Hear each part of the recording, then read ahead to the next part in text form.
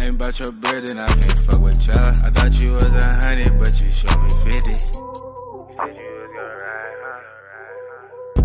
And the coupe that's parked outside, that bitch looks so expensive. I bet it cut your eye, huh? Hey, bro, we got Pooh Shiesty's dad. The story of Pooh Shiesty's dad. Apparently, Pooh Shiesty's dad done some shit. You feel me? But yeah, though, bro, we finna hop into this, bro. Apparently, I think his dad is a mob boss, but we finna hop into this, bro. Pooh Shiesty was one of the biggest rappers in the game before he got caught up in an alleged robbery and shooting that has him facing 8 years in prison. But before he ever recorded a track or caught a case, his own pops was making moves in the streets and started his own record label. Today, we're looking at the wild story of Memphis legend Mob Boss, aka Pooh Shiesty's dad. Let's get right into it. Lontrell Williams Sr., aka Mob Boss, is a Memphis native from the south side of the city. Memphis is known for its food and music scene, but it's also one of the deadliest cities in America. The murder rate is damn near 7 times higher than the national average, and in South Memphis, any day could be your last. The savage environment has ended a lot of lives too early, but it also birthed some of the most talented rappers ever, like Yo Gotti and Young Dolph. Mob Boss is one of those dudes who was born into a bad situation and did whatever he could to survive. Not much is known about his early life, but the first time he made headlines was in 2004 after he was charged with accessory after the fact to a first-degree murder. Rebecca Glenn was a 24-year-old Memphis radio DJ who was murdered and robbed by a dude named Stanley Andrews. According to the police, Andrews broke into Glenn's apartment complex and started knocking on random doors. Tragically, when Glenn opened her door to see who was trying to get in, Andrews forced his way into the apartment and killed her. After the murder, Mob Boss and a woman named Marquita Thomas used Rebecca's credit cards, then helped Andrews sell some of her stolen possessions on the street. And later, they was both charged with accessory after the fact to first-degree murder and forgery. Rebecca Glenn's murder was so brutal and tragic that it shocked the community. Stanley Andrews' sister couldn't believe what happened. She was the one who dropped him off at the apartment complex that night because he was drunk and wanted to see his girlfriend, who was allegedly in the building. Andrews' sister told Action News 5 that he called her from jail and told her what happened, saying, from what he said, the lady, I guess, went off on him or something for knocking on her door. So he just snapped or whatever. But if rumors are true, this wasn't a random attack, but a targeted hit.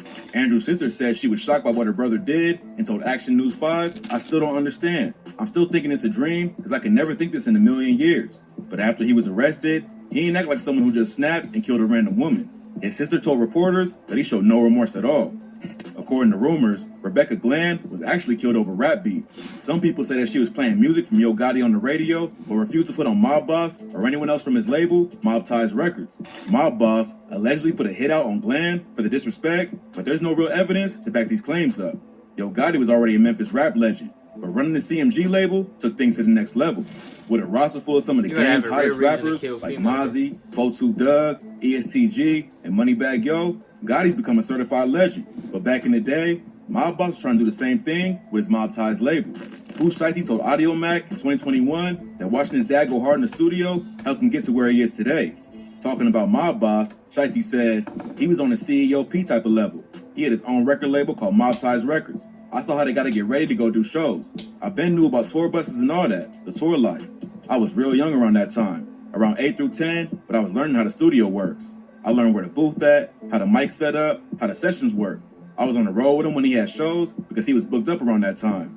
Mob Boss had some local success with his music, but never popped off like his son did. One reason his career ain't blow up is that he couldn't stay out of trouble with the law. In 2006, he pled guilty to the accessory after the fact charge he caught in the Rebecca Glenn case and was sentenced to a year of supervised probation. It seemed like he caught a lucky break with the light sentence, but a year later, he was arrested again and charged with being a felon in possession of a firearm and several drug offenses. The story of what went down was later told during a 2009 probation revocation hearing. Detective Cottrell Robinson from the Memphis Police Department testified that he served a narcotics search warrant in July 2007. According to him, the apartment they were searching was a known drug spot that they had been monitoring for over a month. Bro, Pooh Shiesty's getting out in 2030. According to his official testimony. That's crazy. He was the first man through the door, and as he started up the stairs, he saw a man run from the apartment on the left to an apartment on the right. As he proceeded forward, he heard the sound of breaking glass and people saying, "Go, man, go." Then, a massive 75-pound pit bull came around the corner and charged at Cottrell. So he shot it 3 times and then retreated back into the apartment's kitchen. Cottrell knew someone was in the kitchen and told him to come out with their hands up. About 15 seconds later, Mob Boss came out and was put in cuffs. Then cops saw a broken window and a shoe that was left on the kitchen floor, which told them that someone had jumped out. When they searched the apartment, the cops found 12.5 grams of cocaine, 8 pounds of weed, 2 scales, ammo, equipment to cook crack, and a Smith & Wesson on the couch. They also found $10,000 in Mob Boss's pocket. During the hearing, Detective Robinson revealed that it was actually Mob Boss's cousin, Rico Johnson, who was named on a search warrant. According to him, both of them was under investigation, but Mob Boss just wasn't officially listed. Most rappers just put on a tough image and claim they made it out the trenches just to sell records. But Pooh Shiesty is the opposite of those guys. He really comes from a wild environment and saw his own dad get his hands dirty. We ain't gonna skip past the dog, charge at 11 years old, and then his first assault case at 14. Mob Boss and him allegedly even caught a case together at some point, but it ain't clear exactly what happened. Mob Boss also allegedly has ties with the legendary Memphis drug kingpin, Ronnie Woods, who started the Memphis Mob during the crack epidemic in the 80s. Woods basically ran Memphis for decades, operating a massive drug trafficking ring, using car washes and nightclubs to clean the money.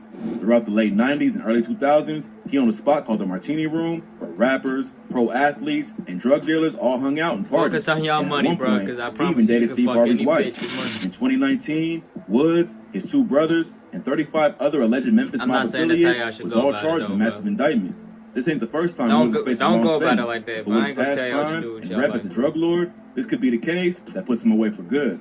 Early reports said that Mob Boss was named in the indictment too. Just know but I don't think it'll be the case. Even if he ain't facing legal issues of his own, he still has to worry about his son. Pooh Shiesty was recently sentenced to 63 months in prison, and this week, he got even more bad news. TMZ reported that when Shiesty eventually gets out, he'll be on supervised release for 3 years. That means he can't associate with any co-defendants or known gang members, and his parole officer can search him and his property to check for contraband anytime. He's also been ordered to go through a treatment program for drugs and alcohol. 5 years is a long time to be in jail, but Pooh Shiesty got off pretty easy. At one point, he was facing a life sentence. Then for a while, it looked like it could have been an 8-year sentence. Even though he's locked up, he just dropped his latest project, Shiesty Season Certified, with features from Gucci Mane, Lil Durk, Jack Harlow, and more. Mob Boss obviously had a huge... That's crazy. He's getting out in 5 years. It was 10, then it was 8, and I was 5, and then he has a 3-year probation. So, bro is actually getting out in... He's getting out in 2027. Damn. Hey, I love y'all, God bless y'all, and y'all finna see y'all, bro. I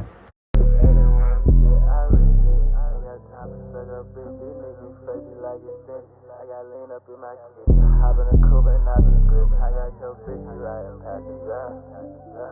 Ain't about your bread and I can